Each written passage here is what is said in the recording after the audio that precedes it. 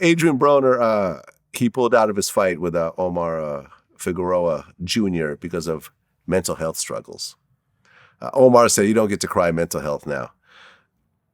A lot of people are now in professional sports are not competing and they're using mental health as an excuse. During your day, that was not a thing. You had to have a physical injury to not play. And it has to be confirmed by the team doctor, right? Yeah. In my era, you didn't want to show mental weakness. Because mental weakness means you're soft. If you're soft, we're coming.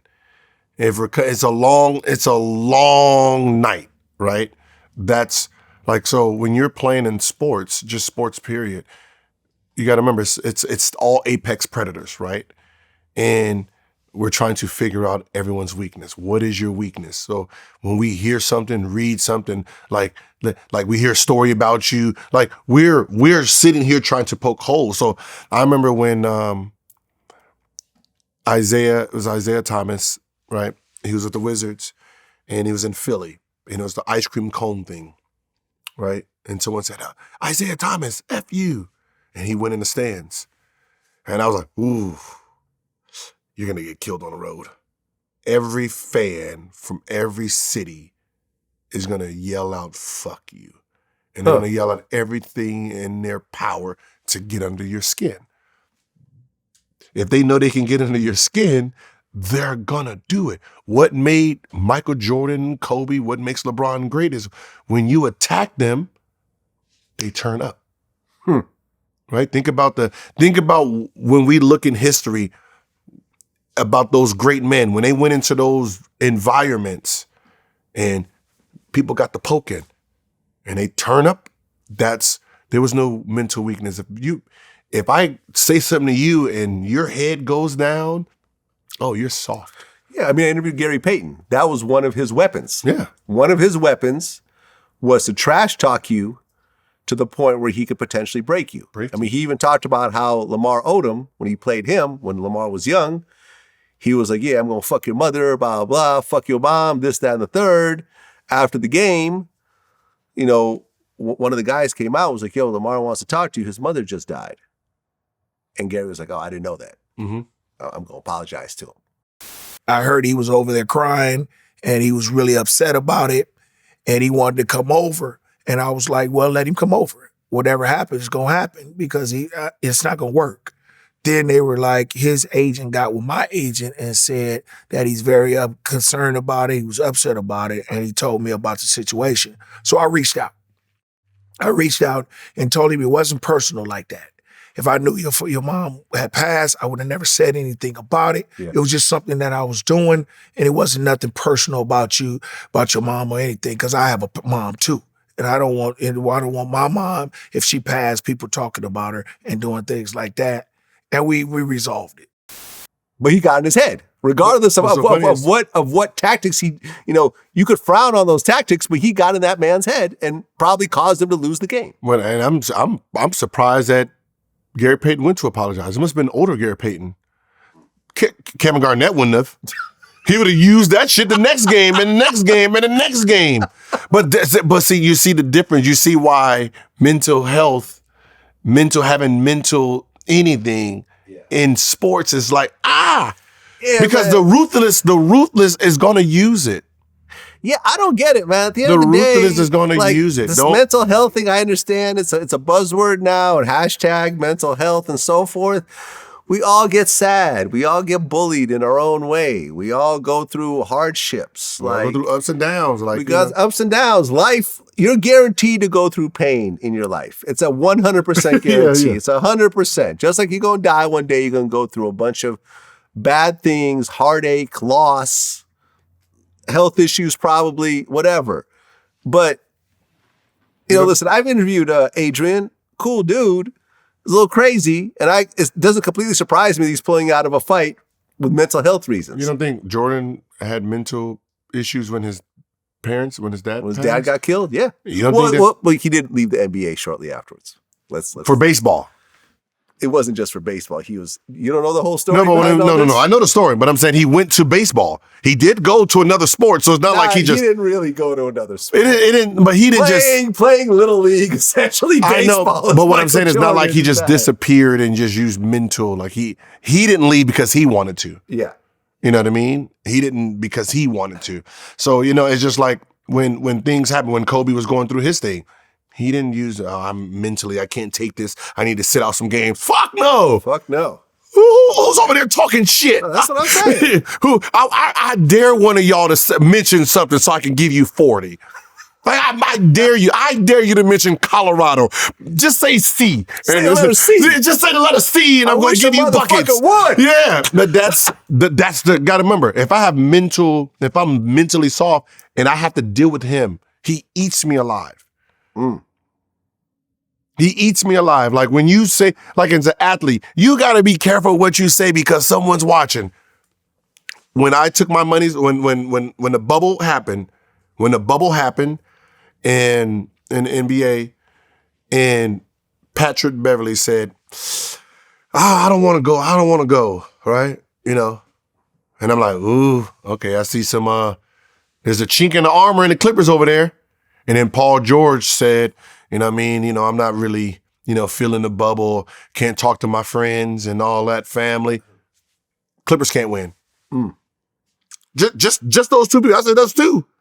So that means they might have discussions talking about how they're not feeling this bubble. That means they're mentally not there. That's a chink in the armor. Remember the whole Kevin Garnett? You just mentioned him and Carmelo. Remember he got under his skin. Yeah. Then you mentioned something like about Lala to the point where Carmelo, didn't he try to run up in their locker room? Yeah, he tried to get but you didn't hear Carmelo talking about, I'm mentally. No, I got to handle this because you got to remember, if he lets Kevin Garnett get away with that, what do you think Kevin Garnett's going to do? Every game. Yeah. Every game. Yeah. Like, look how mentally strong he made Joakim Noah. That became a rival, all because Kim Noah showed weakness as a rookie. Hey, that's all he said. Hey, I just want to, work out with you. Oh, he's a fanboy. Man, fuck you. And that's how their beef started. And Kim Noah was like, oh, fuck me, fuck you. And then from there, he hated that man to the point where it was like, called him ugly, called him everything possible. And that's where his personality came from, because of Kevin Garnett. He showed no weakness. Well, he showed weakness, and that's what got him caught. Listen, when I interviewed Big Baby, he said when he first joined, the Celtics, and he was like, trying to do his thing with Kevin Garnett, and Kevin was like, what the fuck you doing? I'm just trying to show myself. Man, fuck your swag. Fuck your swag. He was like, you hurt my feelings. Yeah. Like, he really was like hurt, like in real life. My first day, I'm kind of excited. I'm like, God damn, it's like, I'm going against KG. I got to establish myself. Like, it's almost like your first day in jail, right? You got to like look around like, all right, cool. You know what I'm saying? You got to like establish yourself. And so I get the ball and I make a jump shot, right? And while I'm making a jump shot, I usually talk to myself, which KG does a lot, but I talk to myself and I said, get up, get it up, right?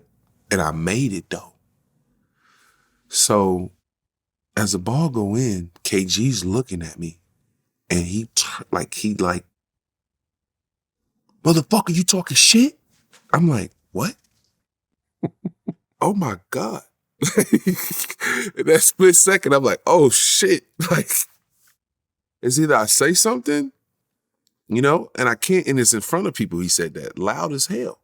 So I was like, nah, man, I'm not talking shit. I'm just trying to get my swag. He turned around and said, fuck your swag. I looked at him, and at that moment, I felt like I had to do something. Because when you say shit like that, it's like, oh, you can't let nobody do that. Because everyone's watching you, dude. Yeah, and I'm from the hood, too. So, I'm hitting first. And next thing you know, I said, fuck your swag. In the middle of the huddle. I said, fuck your swag, just like that. And he looked at me. He's like, all right. Kevin Garnett is the big player. He's just a role player. He understands that. And he's like, yo, the main guy on the team is mad at me. What am I supposed to do? Like, that's what I said. When it comes to mental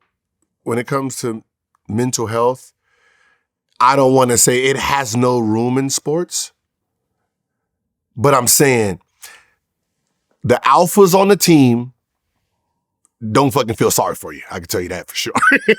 I can guarantee you when what did Brady come out and say when AB did the jumping jacks and did his little celebration dance? Yeah, he's no longer with us. Yeah, we're gonna keep it moving. He don't give a fuck. I don't give a fuck. You have a mental break. Now get the fuck off the team. Yep. And that's what real mental health is. When you really think about it, yeah, y'all can say, oh, he has mental. The rest of that, get the fuck out of here. We don't get, like, if you ain't mentally strong, stay the fuck home. We're trying to get to the Super Bowl right now, and you're fucking this up. But that's the reality of it. So we can have the mental part. That's fine. Yeah. But there's another group that's called the 99%. It's like, well, fuck him. Well, remember Simone Biles, she actually didn't compete in the Olympics because of mental health. And see, I think the problem is that once she did that, everyone praised her. You know, I'm sure her teammates were not quite as praised. You know, the coach was probably not happy about this because she was a gold medal winner. Yeah. She's considered one of the best ever in gymnastics. But like, I think that's the problem with today's society is that once you show your vulnerability, society will suddenly put you on a pedestal and think you're the greatest thing ever. Because they see human. Right. See, before she wasn't human. She was this goddess. Machine, yeah. She still is. You know what I mean? Yeah. But you know, when it comes to, you know, more of an individual sport. So she can have a mental issues because she's an individual sport. She don't need to do team sports. So she can say, fuck you guys, and I just win gold medals by myself. What are you gonna do? Right? I'm having mental problems right now competing with y'all, and then become great by herself. You know what I mean? So it's that in competition. You know, like the tennis player, you know, it's her career is herself. It's not like she's what's her Naomi? Yeah. She stood out. She's by herself. Yeah. You know, so it really doesn't impact anything. You know, it's that team, where you have people trying to take your position. You know what I mean? Like you are the number one player and I'm the number two player. I hope you have weakness. I hope you have mental problems so I can be the number one guy so you get the fuck out of here. Well, but I mean, even with a solo play, I mean, there is still the number one rankings and so forth. Yeah, but you know, talent over me. Listen, I can just tell you, look, this is what I had to deal with. I get hurt. The day I get hurt, I love Karan Butler to death. He is the best. When you're saying, let's make me better, he made me better. I get hurt. The very next day, there's a new sheriff in town. That's what he said? But that's the mindset. Good riddance. Yeah, that's the mindset. But that's what we built. We built strong tigers. Like, you're a tiger. Like, you don't sit there and wait for me to get healthy before you. No, he's down. I'm here now. What's up? The king is here. There's a new king in town, you know? And he became an all-star because of the mentality of it. Because if that happened to him, the mentality is we're going to keep moving. Yeah. And that's what he understands, being with Kobe, being with a young Wade, being with me, understanding, I fall, someone has to lead. And he said, but when he came in talking about, there's a new sheriff in town, like, when I heard about it, all I could do was laugh. I'm like, that's fucking Karan, bro. That's Karan. Y'all better change all those fucking plays, bro.